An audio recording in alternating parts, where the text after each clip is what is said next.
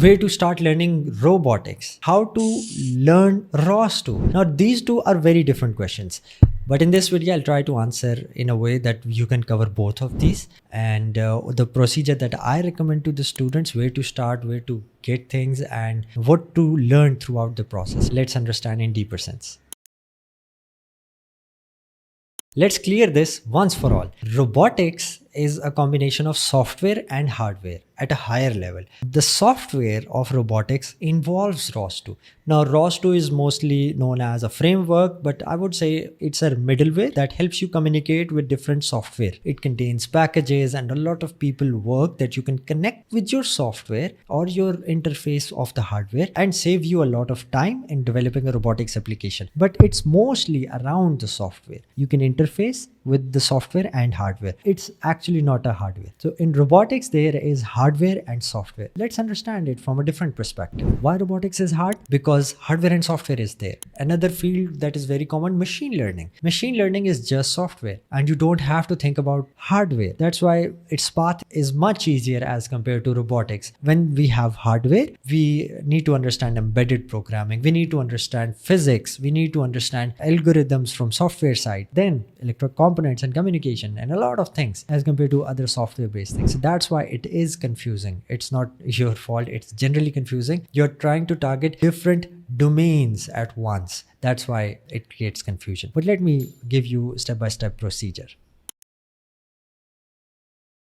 In my experience and the students I have interacted with, one of the best things that worked out is people who start with an actual robot before software are going to grow exponentially faster than people who are just stuck with the software. So you need to buy a robot. If not possible, build it by yourself. There are a lot of kits that are available, but the popular one ready built by the companies are these that you can find out. Now, the most important thing is buying a robot totally depends upon your understanding of what applications you are going to build. So let me give you a chart of things that you have to look forward in a robot, the sensors and type of robot that you have to look forward when buying a robot. Starting with the very basic one, let's say you bought it or you are building it. This is known as a differential drive robot. Why? Because if the wheels move straight, it go forward, backward, similar way of reverse, but wheels make the robot turn with the difference in their rotation. That's why it's known as differential drive, two-wheel differential drive.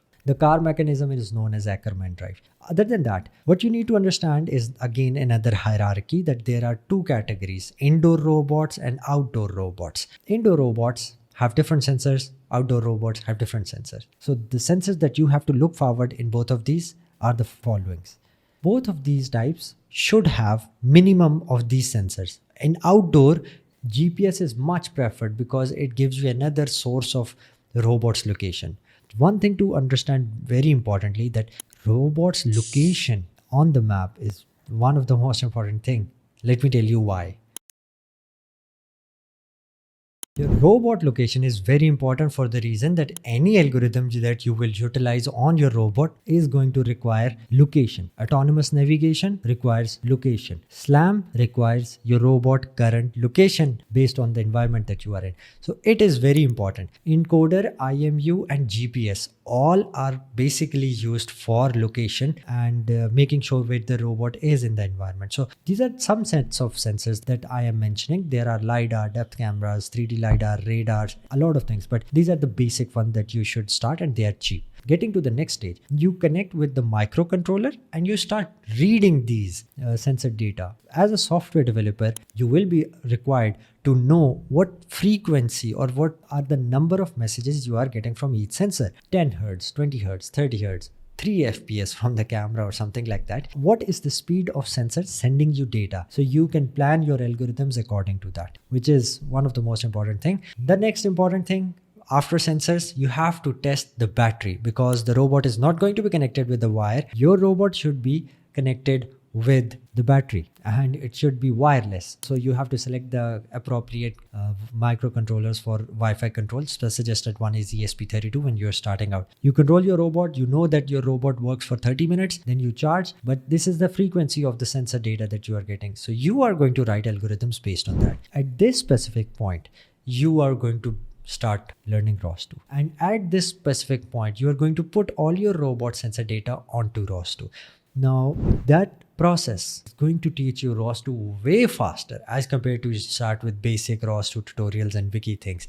Because this is what you already understand, that these are my robot data coming in. I have to visualize this data in RViz visualizer, and you will praise that this is much better as compared to my microcontroller visualization tools. So ROS2, you will find the importance of ROS2 when you are visualizing your own physical robot. Although before ROS2, I highly recommend working on control system, working on other state estimation algorithms on your robot without ROS2. But that's another video that I will be explaining specifically for learning robotics through hardware. What are the things that you have to focus on, and what are the things you have to learn about software before ROS2. So this is a whole picture, and the hierarchy that I told you, build the robot, write basic software, then connect your robot with the ROS2 is going to accelerate your learning because you are looking at things.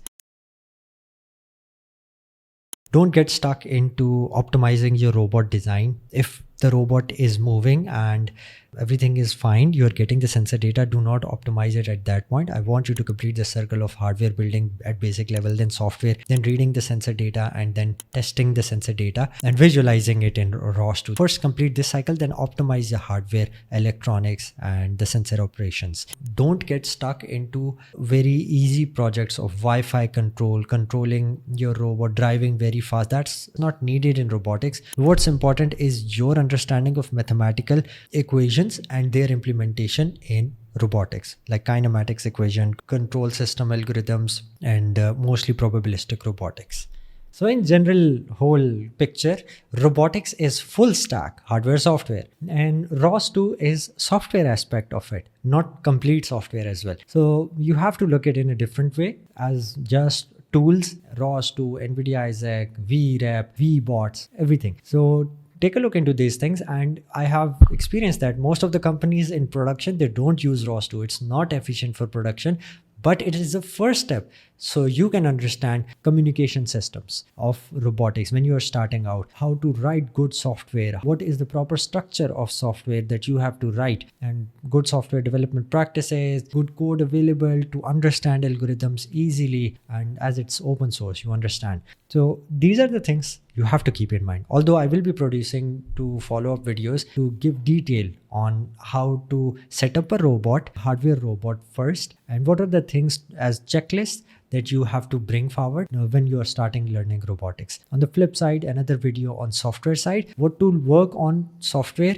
after you have the robot, and things you have to do before getting into ROS2. You can learn control systems, you can learn a lot of things.